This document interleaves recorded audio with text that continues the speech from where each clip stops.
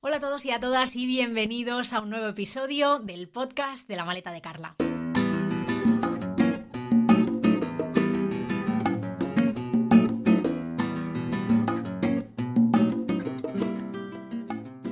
Si acabas de aterrizar en este podcast, yo soy Carla Llamas, periodista de viajes y blogger en lamaletadecarla.com, y en este podcast hablamos de viajes, emprendimiento y sostenibilidad. Hoy precisamente nos vamos a centrar más en esto último y vamos a hablar de cambio climático.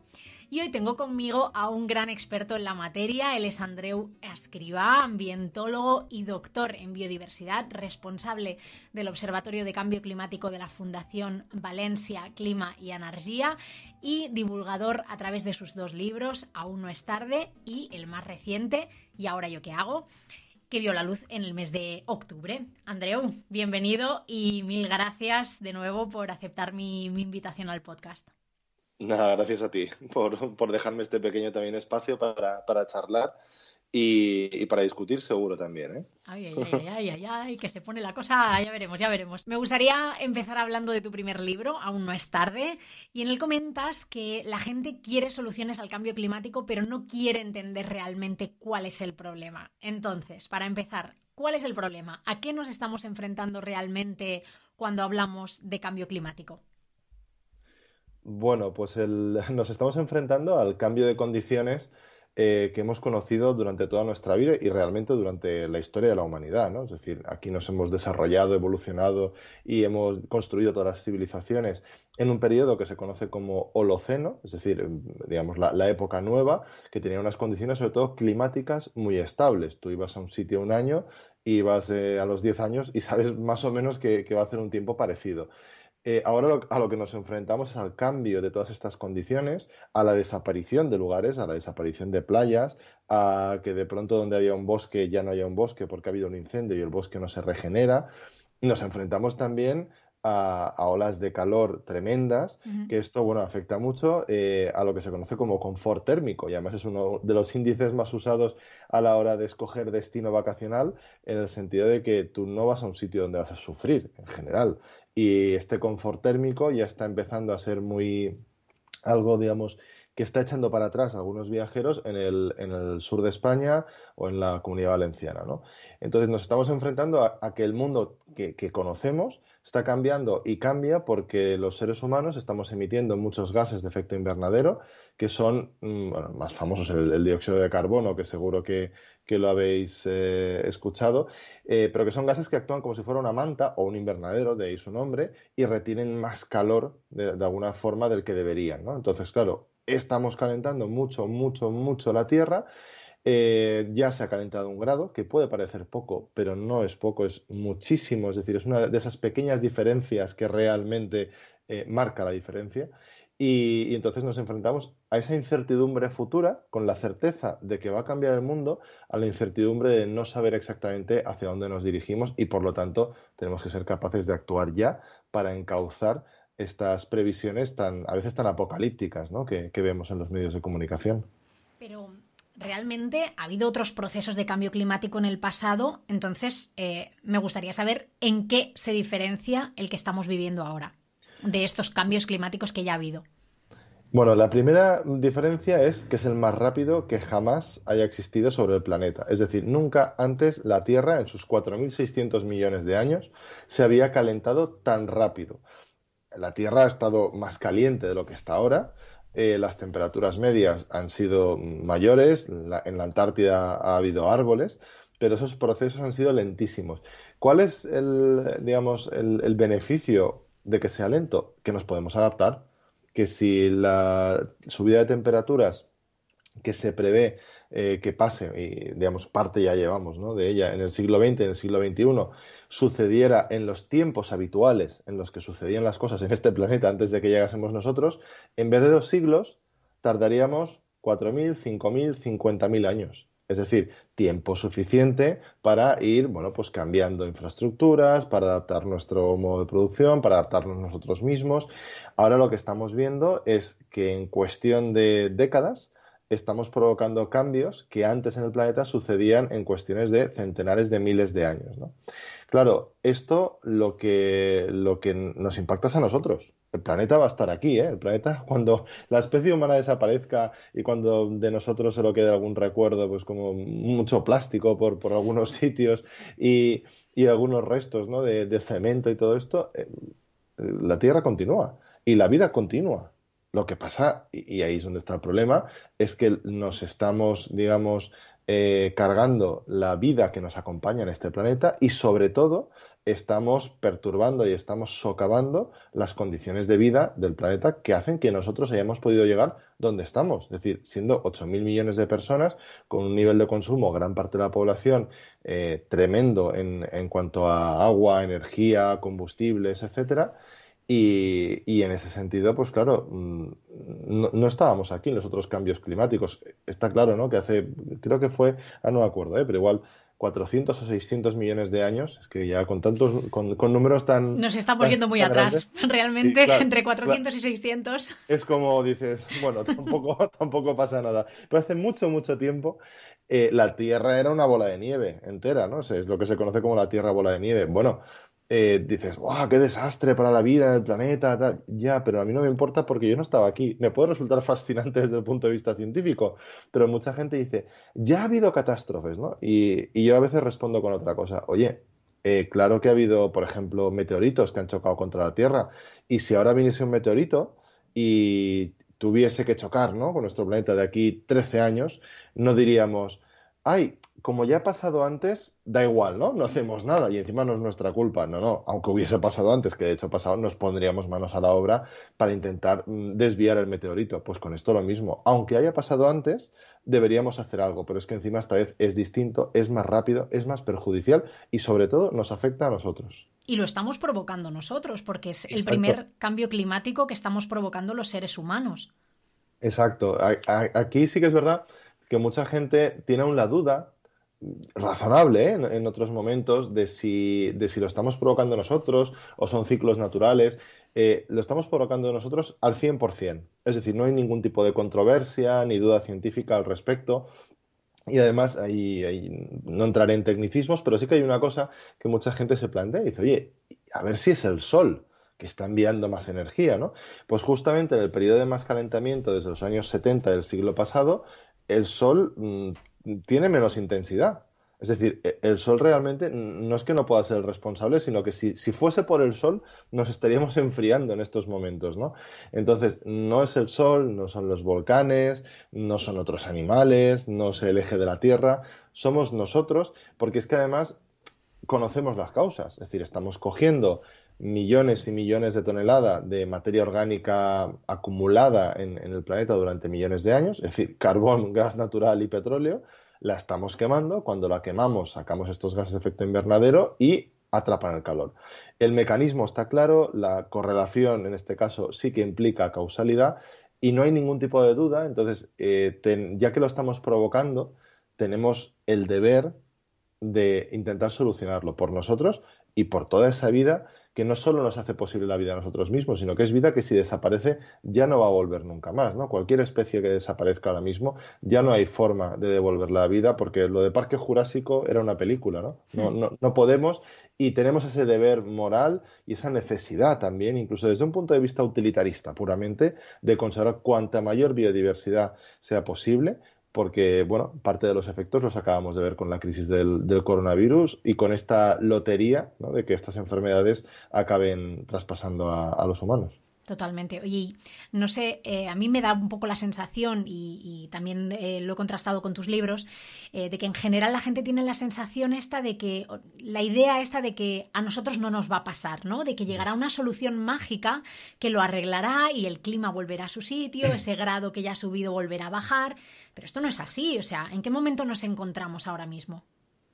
Bueno, te tengo que decir que yo también tengo la esperanza, o me gustaría tener la esperanza de que alguien inventara algo. Esto es como una persona que una vez me dijo, oye, pero es que yo tengo la esperanza de que inventen alguna vez una máquina para fumar o para depurarme los pulmones, y de caso es que yo pueda seguir fumando, porque lo que decía es, yo no quiero dejar de hacer aquello que me gusta, aunque sepa que es malo, ¿no?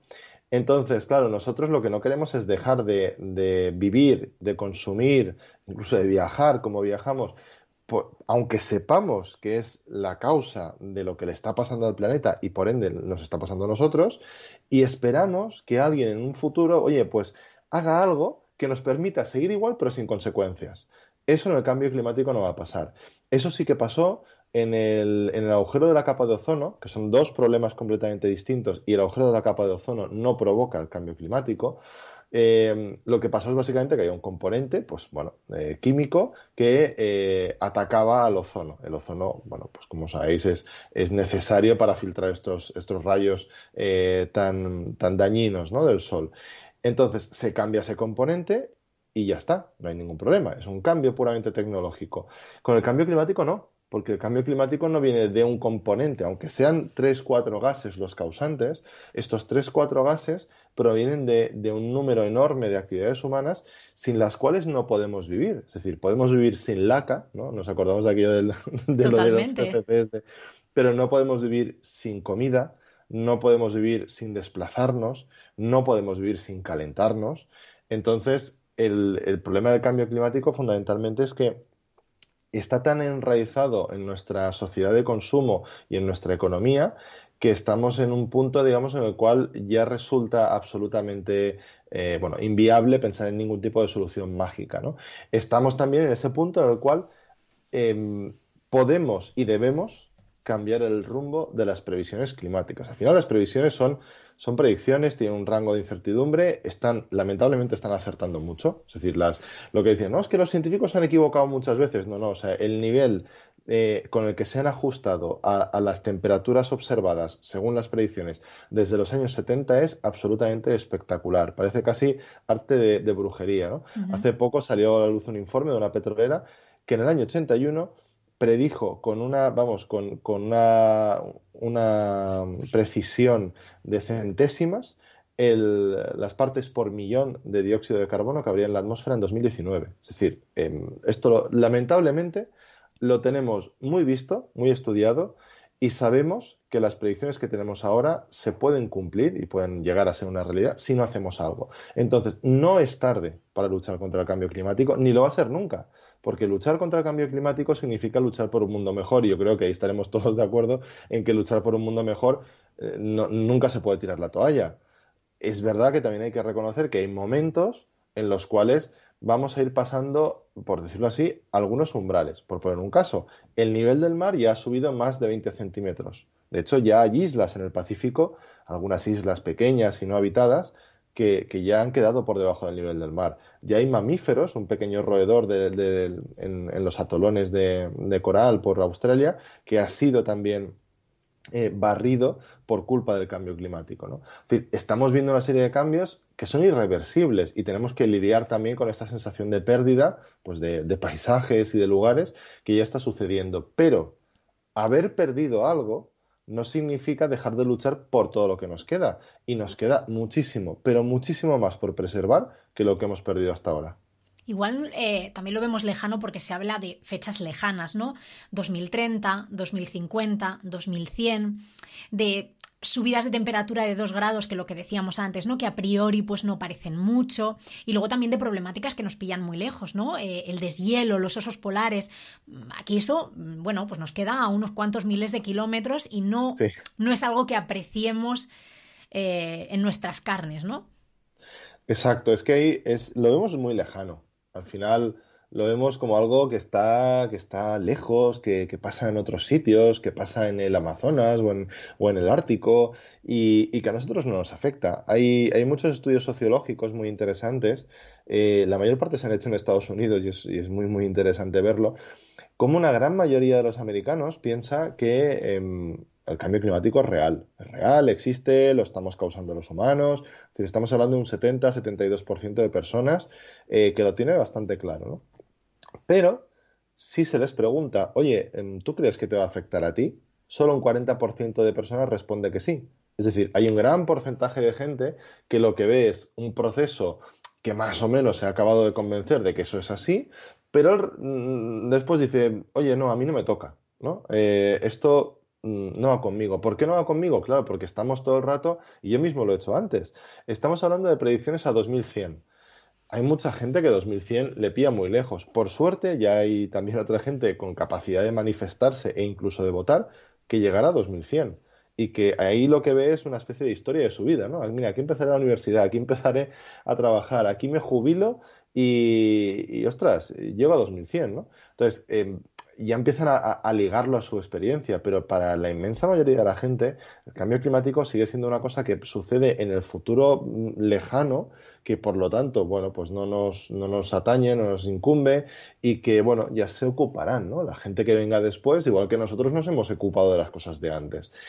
Claro, esto no es así. El cambio climático viene sucediendo desde principios del siglo XX, se puede medir y de hecho se mide, y sobre todo en los últimos 10, 15, 20 años viene sucediendo con una intensidad tremenda, pero tremenda. Lo que pasa es que también lo estamos normalizando. Es decir, acabamos normalizando las situaciones de emergencias, por ejemplo, por fenómenos meteorológicos extremos o de playas que poco a poco van desapareciendo, ¿no?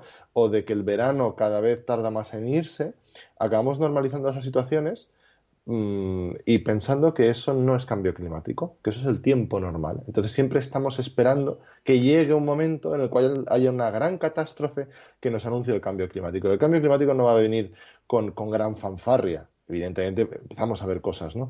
Pero va a instalarse entre nosotros de forma silenciosa, muy poco a poco, y cuando queramos darnos cuenta, cuando de verdad veamos que ha cambiado y ha perturbado por completo toda nuestra vida, será demasiado tarde. Por eso es una de las tragedias y una de las dificultades a la hora de actuar y de comunicar esto, ¿no? Es decir, que hay que decirle a la gente un poco lo que yo trato de transmitir ahora mismo, ¿no? A todos quienes nos escuchan, que hay que actuar ya, aunque no veamos lo peor del cambio climático. Y déjame que ponga un ejemplo muy, muy sencillo que yo creo que se entiende bien. Yo soy de Valencia, una ciudad con mar, muy bonita, preciosa, muy turística. Ahora mismo, evidentemente, no hay mucho turista, pero es una ciudad que además ha ido ganando mucho, ¿no? Durante los últimos tiempos. A mí alguna gente me ha dicho, oye, yo aquí a sufrir no vengo en verano, ¿no? Porque he hablado con ellos, tal. Y dices, ostras, es verdad, es que hay días que hace mucho calor o que nos ha pillado olas de calor. Pero si uno ve las previsiones de la Agencia Española de Meteorología a 2100, o sea, la línea temporal de días de olas de calor, lo que se puede observar con total claridad es que hasta 2040, 2050, no importa mucho si actuamos o no frente al cambio climático, pero que en 2100 podemos estar hablando de más de un mes de ola de calor frente a 6 días, 10 días, 5 días, 15 días, en función de cómo actuemos, si mucho o poco, ¿no? Frente al cambio climático. Claro, la tragedia ¿cuál es? Que tenemos que actuar ahora porque cuando veamos que, digamos, empezamos a divergir y se empieza a notar, ¿no? Que están aumentando muchísimo los días de ola de calor, va a ser tarde para pararlo. Es una de las cosas que más cuesta de transmitir, ¿no? Esta sensación, digamos, de umbral, de traspasar una especie de frontera. Y ya que estamos en un blog de viajes, y hablando de todo esto, yo lo compararía a las puertas de los aeropuertos. ¿Sabéis aquellas puertas que tú las pasas y después ya no puedes volver para atrás? Ujú. Es justo eso. El cambio climático está lleno de puertas de aeropuertos en las cuales, una vez la cruzas, ya no hay marcha atrás. Entonces tenemos que ser lo suficientemente inteligentes para quedarnos justo antes de la puerta y decir, yo no la cruzo, vamos a ir por otro sitio. Es complicado porque tenemos que ver la emergencia antes de tenerla encima. Pero bueno, Exacto. que el planeta se calienta ya es una evidencia y de hecho, tú comentas en tu último libro, y ahora yo qué hago, Mm. que el 99% de científicos que se dedican al clima están de acuerdo en que vivimos un cambio climático causado por el ser humano, lo que estabas comentando. ¿Cómo es posible entonces que haya negacionistas y por qué se le da voz a ese 1%? Eso es lo que no sé yo tampoco. No ¿Por qué tiene se le da voz? sentido. A ver, no, ahí es verdad que el tema del consenso científico, fíjate que muchísima gente, más o menos eso salió hace poco en un estudio del Real Instituto del Cano, que menos de la mitad de los españoles sabe que el consenso científico es superior al 97%. ¿vale? Hay distintas estimaciones, virtualmente es el 100%, pero yo pongo el 99% porque un día puede salir alguien a decir esto es mentira, tal, y un científico así un poco que quiera un poquito de casito mediático, ¿no? Pero claro, la mayor parte de la gente desconoce ese grado de consenso. Esto, para empezar, es muy importante porque conocer el consenso lo que nos hace es actuar con mayor rapidez. Esto es lo típico, ¿no? Mira, seguro que os suena lo típico, lo de la copita de vino, ¿no? Para cenar, ¿es buena o es mala? ¿Es buena o es mala? Un estudio dice que es buena o la cerveza, ¿no? Incluso ha habido carreras en plan runners con cerveza. A ver, ¿qué pasa? Que mientras no lo tengamos claro, decimos, yo me tomo la copa de vino mientras estoy haciendo la cena y ya cuando se aclaren si es bueno o es malo, me la quito o no. En esto pasa un poco lo mismo. Al final lo que vemos y lo que queremos ver también es que como los científicos no se aclaran, aunque nosotros pensemos que sí que hay un cambio climático, vemos que los científicos no se aclaran, oye, pues no voy yo a cambiar mi modo de vida, ¿no? Ni a dejar de comer esto, o de viajar a tal país, o de dejar de usar el coche, si no está claro. Entonces, aquí lo que ha pasado con el periodismo en particular, que es una profesional que yo admiro mucho, pero que ha tenido algunos fallos muy importantes a la hora de cubrir el cambio climático, es que hay una praxis periodística muy común y muy loable, que es tener digamos, las dos versiones, ¿no? Las dos monedas, las dos caras de la moneda. Si tenemos, por poner un caso también que va de viajes, ¿no? Si tenemos un proyecto turístico, urbanístico en un sitio y entrevistamos solo al promotor, pues nos vamos a quedar sin la opinión de toda la gente que vive allí y no vamos a saber si les parece bien, si les parece mal, si les parece fantástico o qué, ¿no? Entonces, esta praxis periodística de contar con una opinión y con la otra, lo que nos ayuda es hacernos una idea de cómo está el tema y decir, vale, pues mira, los del pueblo dicen que esto, el constructor dice que tal, vale, pues ya sé por dónde va la cosa. ¿Qué pasa? Que con el cambio climático no existe ese debate. Es como, no sé, invitar a alguien, no sé, es que no sé ni qué decir, ¿no? Pero a alguien que dobla cucharas, como Uri Geller en su momento, a debatir de la ley de la gravedad con un físico. Nadie lo llevaría, ¿no?, a la televisión. ¿Por qué estamos llevando a gente que niega cosas tan establecidas y que hay tanta evidencia, ¿no?, como la evolución, por ejemplo, y que están debatiendo en televisión, en la radio, en la prensa? Eso es un problema enorme porque además mucha de esta gente, muchos de estos negacionistas, hablan muy bien. Yo he tenido la suerte de poder escribir y poder hablar y que se me hayan, bueno, pues eso, que al final pues tienes suerte en la vida y te invitan a un sitio, vas hablando, te hacen una entrevista y parece que más o menos lo vas haciendo. Yo llevo 5 años, 6 años aprendiendo todos los días y equivocándome todos los días. Pero esta gente que sale, los negacionistas, de verdad, hay muchos que están muy bien entrenados, hablan muy bien y son muy testarudos y además aprovechan mucho de una cosa, ¿no?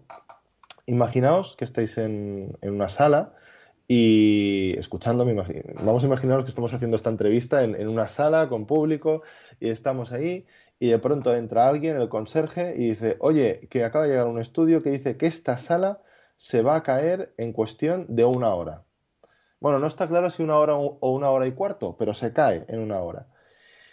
Claro, yo creo que saldríamos todos corriendo y nadie empezaríamos a decir, bueno, nos podemos quedar hasta la hora o incluso hasta la hora y cuarto, a ver si se cae o no se cae, porque no lo tienen claro. Los negacionistas lo que nos dicen muchas veces es, oye, pero aquí no sabes cuántos grados subirá la temperatura el 29 de diciembre del año 2043. Y tú dices, pues no sé cuánto habrá subido, pero sé que habrá subido. Lo que te puedo dar es un rango. Entonces, ellos aprovechan y hablan de a que no lo sabes, a que no lo sabes. Y hay muchos científicos que lo que son es también muy cabezotas y se niegan a divulgar o a simplificar algunos datos y por no dar un dato erróneo acaban por no dar ningún dato. Y los negacionistas, sin embargo, bombardean. Pues esto no está claro, esto no sé menos, esto tal. Y algunos quedan muy bien en la tele, que la tele también muchas veces lo que vende es espectáculo. Entonces, si tienes allí a dos discutiendo, oye, pues eso que ganas en audiencia, ¿no? Entonces, de alguna forma han sido personajes, al principio, yo creo que legítimos, ¿eh? Había que plantearse si esto era causa humana o no, etcétera. Pero ahora los negacionistas lo que tienen es una agenda muy clara: seguir sembrando la desinformación y seguir paralizando la acción climática y seguir haciendo creer a la gente que hay debate sobre el cambio climático, porque eso, como hemos visto, es una de las cosas que más previene que nos pongamos en marcha. Y para acabar, una cosa que también menciono en el libro, me dio mucha rabia porque escribí el primer libro y apareció este caso justo después y dije, ¡ay! Es que me hubiera venido fantásticamente bien, pero bueno, lo pude incluir en el segundo. Seguro que también a quienes nos escuchan les suena toda la polémica del aceite de palma, Ujú. bueno, la gente que nos dedicábamos al medio ambiente le teníamos mucha manía, ¿no? Por la deforestación en Indonesia y en otros sitios, y los nutricionistas también le tenían mucha manía porque nutricionalmente no era particularmente bueno. Pero estaba ahí, ¿no? También porque era barato, era muy útil, las galletas no se enranciaban, en fin, estas cosas. Y de pronto sale un artículo en el 17, creo que fue en Nature, una revista científica muy prestigiosa, que lo relaciona con distintos tipos de cánceres, sobre todo con la metástasis. ¿Qué pasa? Que la gente se tira las manos a la cabeza, porque además cuando sale la palabra cáncer en medio de comunicación es como una lucecilla roja, una alarma, y empezamos a ver en la tele, en tribunas, en prensa, en todos los sitios, opiniones negativas del aceite de palma. No hay nadie que diga, oye, no es que es bueno. No, no, al contrario. Ahora ha salido una especie de lobby europeo de productores que hablan del impacto ambiental, pero el impacto nutricional y sobre todo el impacto en salud, nadie lo ha negado. Al cabo de pocas semanas de salir un artículo científico, que esto es, vamos, una de las pocas veces que ha pasado en la historia reciente, empresas y grupos de distribución de alimentos y supermercados anuncian que van a quitar el aceite de palma de sus lineales. Y hoy en día encontramos muchos productos que se anuncian como libres de aceite de palma, ¿no? O con aceite de girasol sin aceite de palma. Ahora pensemos, lo que se anuncia con aceite de oliva, por poner un caso, se anuncia con aceite de oliva porque es suficientemente bueno, sano y además está bueno, como para no tener que decir nada más. No dice con aceite de oliva, sin aceite de girasol, sin aceite de nada. Dice aceite de oliva. El aceite de palma no, el aceite de palma, el valor es no tenerlo. ¿Por qué? Porque la gente percibió el consenso científico sobre esto. Vio que no había ninguna opinión discordante y dijo, ostras, los científicos están de acuerdo en que esto es malo, los médicos están de acuerdo, hasta los opinadores, que alguno habrá medio a sueldo de alguna empresa y tal, no dicen mucho. Vamos a actuar y sobre todo vamos a demandar cambios. Esta es la fase en la que deberíamos de estar ya, y no estamos, por desgracia, en el cambio climático, pero hacia la que afortunadamente vemos algunas señales de estar transitando, hacia exigir esa acción, porque debemos entender ya que esto no es una cuestión científica que está en los laboratorios, sino que es algo que nos afecta a todos y a todas todos los días, estemos en casa, en el trabajo o de viaje. Me encanta que hayas puesto el ejemplo del aceite de palma, que me gusta muchísimo porque es cierto que se actuó súper rápido con este tema Increíble. y hoy en día en los supermercados es hasta difícil encontrar productos con aceite de palma. Sí. Y vamos a hablar, ahora sí nos vamos a centrar un poco en el tema de los viajes y concretamente de los aviones. La temporada pasada en este mismo podcast yo emití un episodio hablando sobre las emisiones del transporte aéreo, cuestionándome si deberíamos dejar de coger aviones. Este año ha sido muy fácil, te lo tengo que decir, que ha sido facilísimo lo de dejar de coger aviones. Pero yo te pregunto, ¿dónde está la solución? ¿En coger menos aviones? ¿En que haya aviones más modernos y menos contaminantes para que podamos seguir viajando al mismo ritmo?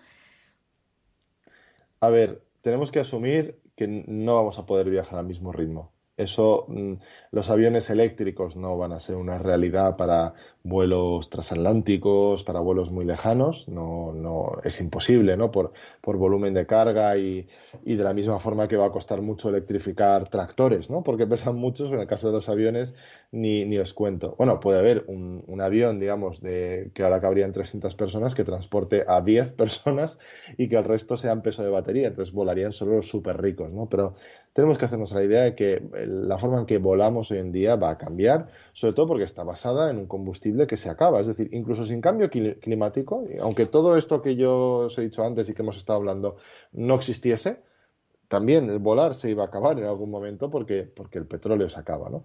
Entonces, lo primero es eliminar los vuelos superfluos.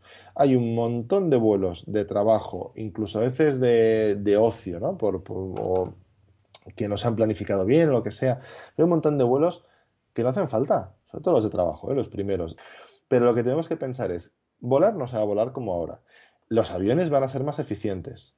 También porque los aviones el queroseno, que es su combustible, no está sujeto a impuestos ahora mismo. Y entonces, claro, las compañías tienen mucho morro porque suben, hay tasa de recargo de combustible que está más caro, estará más caro, pero tú no estás pagando impuestos, ¿no? Entonces, van a ser más eficientes, eso seguro. O sea, van a haber formas de que consuman menos, incluso de que haya apoyos puntuales de baterías no muy pesadas, seguro que se van a ver, materiales más ligeros, eso se está investigando por la cuenta que les trae. Y se va a seguir volando. Lo que tenemos que pensar un poco es dejémonos ese presupuesto de vuelos para los vuelos que sean imprescindibles. Es decir, eliminemos los vuelos de trabajo que no sean útiles y que sean superfluos, eliminemos aquellos vuelos que podamos hacer razonablemente con un tren, aunque sí, aunque nos cueste un poco más o aunque al principio sea un poco más incómodo, porque esa será la mejor forma de dejarnos la posibilidad de coger un vuelo algún día a Nueva York, de coger un vuelo a Brasil, de coger un vuelo a Japón y de seguir, digamos, viajando, no al ritmo en el que estamos, pero sí reservar el avión para lo que debería haber sido los viajes, que no se pueden hacer de otra forma. Estabas diciendo que no pagan impuestos, encima reciben subvenciones y rescates, o sea, es que ya, Exacto, bueno, claro. en fin, Es que una cosa es volar y otra cosa son las aerolíneas, que en fin. en fin, corramos un tupido velo también con este tema. Y encima las aerolíneas se han puesto las pilas y te informan de la huella de carbono de tu vuelo e incluso de cómo compensarla. Yo te quiero preguntar por los programas de compensación de emisiones. ¿Cuál es tu opinión? ¿Funcionan estos programas de compensación de emisiones? A ver, Porque se han convertido un poco como en la panacea, ¿eh? Yo, de hecho, lo he visto mucho en redes sociales, ¿no? Compañeros o gente que viaja que dice, bueno, yo me voy a Japón, pero he pagado, no sé ni lo que vale, 5 euros o 10 euros y ya estoy compensando mis emisiones porque van a plantar 15 árboles en no en lo no sé sé dónde. dónde. Sí. A ver, aquí hay, venga, vamos a decir, hay tres cosas. Una, está muy bien que haya gente que se preocupe por ello y quiera compensar y tenga el interés, la preocupación y la sensibilidad bueno, también por entender la huella que deja su actividad de volar, ¿no? Pero con el tema de las compensaciones ocurren varias cosas. La primera es que un árbol típico te puede, digamos, un árbol puede consumir o puede capturar en toda su vida varias toneladas de dióxido de carbono, con lo cual realmente con que plantes un árbol te puedes ir a Japón. Digo, en teoría. ¿Por qué? Porque ese árbol va a consumir ese dióxido de carbono, va a capturarlo durante muchos, muchos años. Es decir, tus emisiones son en 2020 o 2021. Ese árbol, esas 10 toneladas, vamos a poner, o 5 toneladas que vaya a capturar de dióxido de carbono, van a ser a lo largo de 25, 30, 40 años, depende del árbol, ¿no? Estamos haciendo un poco trampa. Estamos compensando un poco a futuro, pero emitiendo en el presente, que es por lo que mucha gente me pregunta, oye, ¿y lo del cambio climático no se podría solucionar con plantando muchos árboles? Y digo, a ver, si lo hacemos todo bien, plantar árboles y plantarlos bien allí donde toca y regenerar la naturaleza, claro que es una buena estrategia y claro que hay que hacerlo y es una buena idea. Pero eso va a ser efectivo o va a servirnos de mucha ayuda de aquí 10, 15, 20 años, no ahora que es cuando tenemos el problema de actuar rápido, ¿no? Eso sería lo primero, ¿no? Lo segundo es que es verdad que también es un lavado de conciencia para quien vuela y para las empresas. No digo que toda la gente lo asuma como tal, porque ya he dicho que hay mucha gente que tiene un interés genuino por compensar y por disminuir la huella de carbono y es una herramienta que entienden que es accesible, pero alguna vez que yo me he metido un poco a estirar del hilo de esos programas de compensación de algunas aerolíneas, hay una cierta opacidad que te impide saber muy bien ni dónde lo plantan, ni quién lo planta, ni cómo se mide, ni cómo acaba, ni sobre todo hay una cosa, yo que he trabajado también en esto hace años, ¿no? En restauración de ecosistemas, no es solo plantar el árbol, es plantarlo, es cuidarlo, es vallarlo, una serie de actuaciones que si no las haces, pues a veces te encuentras, seguro que a mucha gente le ha pasado, pues una plantación forestal por aquí, una ladera y la mitad están secos, con lo cual es un problema para la erosión, para los incendios, etcétera, ¿no? Eso sería la otra. Y después, que yo creo que de alguna forma nos aleja un poco de esas repercusiones, es decir, porque al final pagamos esa compensación y es como que, bueno, esa limpieza de conciencia, pero sobre todo nos aleja porque está produciéndose algo muy lejos. ¿no? Es decir, me están compensando en otro país. Yo compensé igual os hace gracia al escucharlo, compensé mi boda, que fue este año, hice un cálculo rápido de dióxido de carbono que emitiríamos, compensé muy por encima también en una restauración creo que era en Asturias, si no me suena mal, en una empresa española, una startup que, bueno, pues había apostado por ello, yo también había compensado las presentaciones de los libros, las tengo compensadas. Es verdad que al estar en España me hace sentir un poco más cercano el hecho de decir, mira, si quiero yo cojo el coche o el tren y me voy a ver esa restauración forestal, ¿no? No es un país que no sé muy bien dónde está o etcétera. Pero creo que es más interesante aún la gente que nos esté escuchando y que tenga un interés real por compensar esas emisiones y sobre todo por disminuir su huella, que piense en el resto de cosas que pueda hacer, que no necesariamente tiene que ser dar el dinero que pone la empresa, la aerolínea, decir, oye, da 5 euros más y compensas. Puedes dar 5 euros o 10 euros a un medio de comunicación que hable de cambio climático. Puedes comprarte un libro, no hace falta que sea el mío, de verdad. Se puede comprar un libro de cambio climático para informarte. Puedes alquilar una película en una plataforma de streaming sobre cambio climático o ir a un festival y a ver una película de estas. O puedes ir a una charla, a una obra de teatro o a una exposición, que cada vez afortunadamente hay más que traten el cambio climático. Puedes hacer muchas cosas. Por supuesto, puedes hacer cambios en tu vida, ¿no? De alguna forma decir, venga, me permito el viaje a Japón, que me hace muchísima ilusión, pero voy a tratar de cambiar mi alimentación o voy a tratar de cambiar mis hábitos de cómo voy al trabajo, etcétera.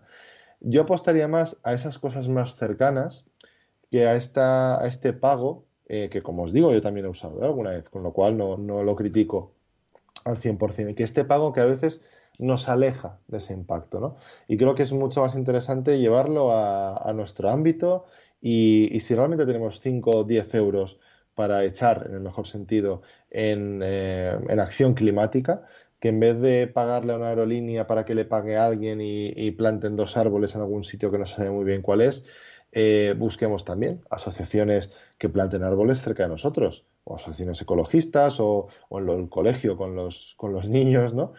Oye, ¿plantáis árboles? Sí, venga, pues me uno con vosotros el día que vayáis de excursión. Que busquemos ese tipo de acciones mucho más cercanas en el día a día y que nos van a hacer tomar conciencia realmente de cuál es nuestro impacto y, sobre todo, de cuantísimo poder tenemos si aplicamos bien las herramientas de las que disponemos.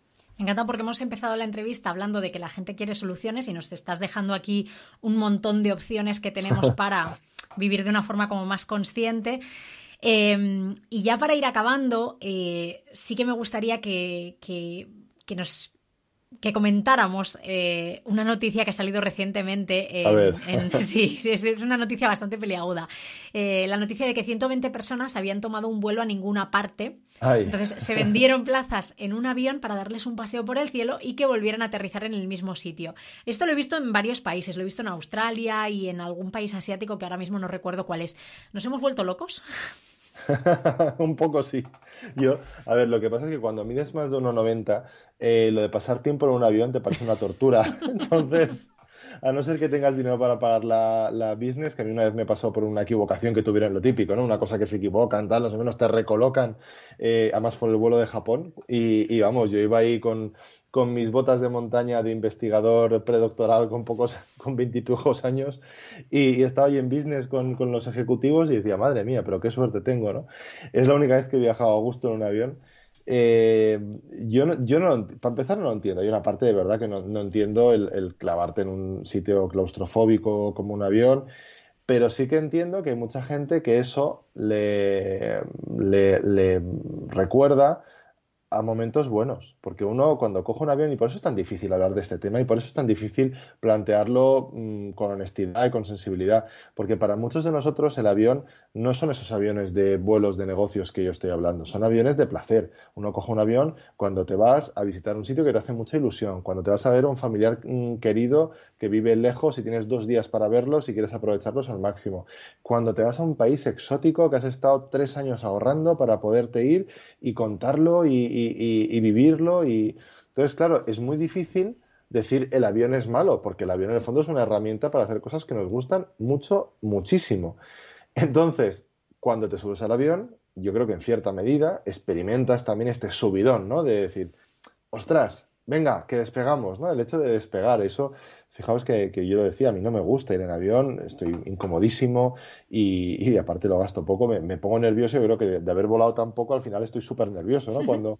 Pero el momento del despegue es súper guay. Y cuando estás por la ventanilla viendo todo desde arriba, es como, ¿en serio? O sea, yo me acuerdo en este viaje de Japón que pasamos toda Siberia helada allí 7 horas encima de sitios helados, que yo estaba con prismáticos, con fotos, además estuve de pie todo el rato porque como no cabía en el asiento, tuve que, tuve que estar de pie. Pero el caso es que yo entiendo que sea una cosa chula, agradable, emocionante. Lo que tenemos que entender es que eso es un absurdo y que por mucho que nos apetezca coger un avión para ir a un sitio bueno, lo que no podemos es glorificar un medio de transporte que es el más contaminante de todos. El problema al final está en que una persona que viaja en avión por persona emites más de 200 gramos de dióxido de carbono por kilómetro. ¿Vale? Hay aviones que 200, hay aviones que 280, aviones que 350 y algunos súper eficientes ahora que están bajando de los 200, pero estamos ahí. Un coche actual, como todo el mundo puede ver, ¿no? En sus coches, están en 110, 120, 150, los muy potentes de gasolina, tal. Eh, Estamos hablando de una diferencia sustancial, del doble o de más del doble. Y eso, en fin, si pones a dos personas en el coche ya es la mitad. Con lo cual, el gran problema del avión es que es un medio muy contaminante, que nos permite cosas fantásticas. Eso es como al que le gusta un buen chuletón. Yo no soy vegano ni vegetariano, he reducido mi consumo de carne. Un poco lo que hablábamos antes de la hiperperfección, ¿no? No soy perfecto, no lo hago todo bien, no cumplo este deber climático, digamos, de quitarse de la carne, pero es verdad que he bajado mucho el consumo de carne. Pero me sigue gustando mucho el chuletón, entonces es un problema porque me como uno al año, básicamente, pero claro, es que pues me gusta. Entonces lo que hay que hacer es apreciarlo. Por eso creo que no hay que usarlo de forma banal, ¿no? Porque si comiésemos un chuletón cada semana, dejaríamos de apreciarlo. Si cogemos aviones cada semana, al final es una rutina. Yo creo que el mejor homenaje que le podemos hacer a la emoción de viajar y a los aviones es que cada vez que cojamos uno, sea por un buen motivo. Que no sea porque no teníamos nada que hacer, que no sea porque estaba barato, porque lo hemos visto en una web, en una oferta al último momento oye, mira, pues nos vamos mañana a pasar el día a tal sitio, ya vemos lo que hacemos. Que sea porque realmente llevamos meses pensando en ese viaje y el avión es una herramienta fantástica, una ingeniería maravillosa, que flipo cada vez que me subo en uno de cómo puede volar. Y eso que lo estudié en física en la carrera, pero vamos, me alucina cada vez que lo veo. Y entender que tenemos que dar las gracias por poder hacerlo, tenemos que estar muy agradecidos, pero justo por eso no tenemos que desperdiciarlo y tenemos que reservarlo para aquello que realmente valga la pena. Entonces, vamos a volar menos, pero podemos volar mejor. Me encanta que concluyamos con esta frase, Andreu, te lo digo de verdad, porque, bueno, además pienso que este año nos ha enseñado ya a apreciar todo esto y el año que viene creo que cuando ya la cosa se recupere, que confío en que se recuperará, cuando volvamos a coger aviones los vamos a valorar muchísimo, así que me encanta me encanta que hayamos concluido con esto. Ha sido un auténtico lujo contar contigo en el podcast, de verdad, muchísimas gracias por tu tiempo.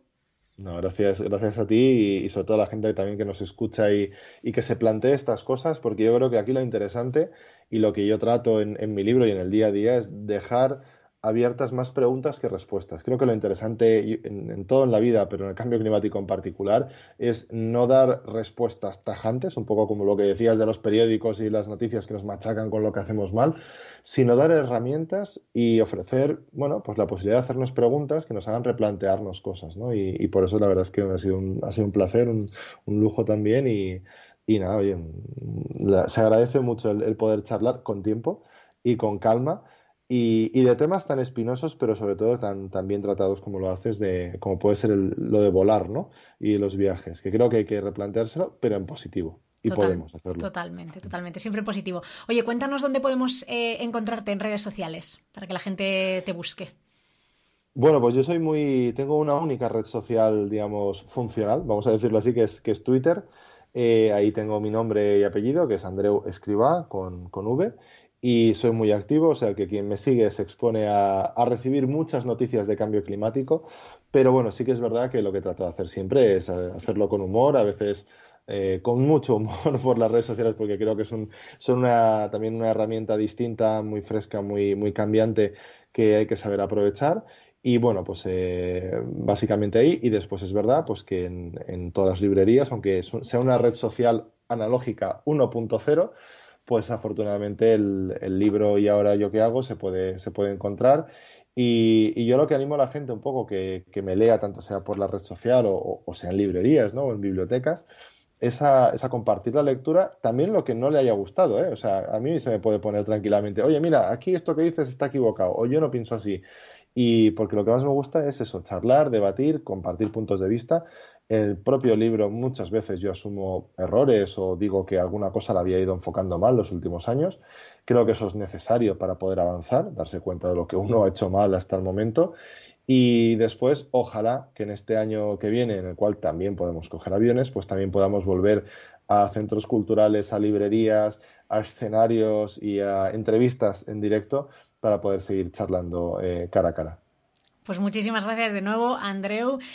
Hasta aquí el podcast de hoy. Espero que os haya gustado la entrevista, tanto como a mí prepararla y grabarla, porque ha sido un gustazo tener el tiempo de poder empaparme, ¿no? con los libros de Andreu, de aprender muchísimo más y bueno, preparar esta entrevista. Si os pica un poco más la curiosidad y queréis aprender aún más sobre cambio climático, os recuerdo el nombre de los dos libros de Andreu. Uno es Y ahora yo qué hago, que es el más reciente, es el que vais a encontrar más fácilmente ahora en las librerías, y Aún no es tarde, que es su primer libro y que también os lo recomiendo muchísimo.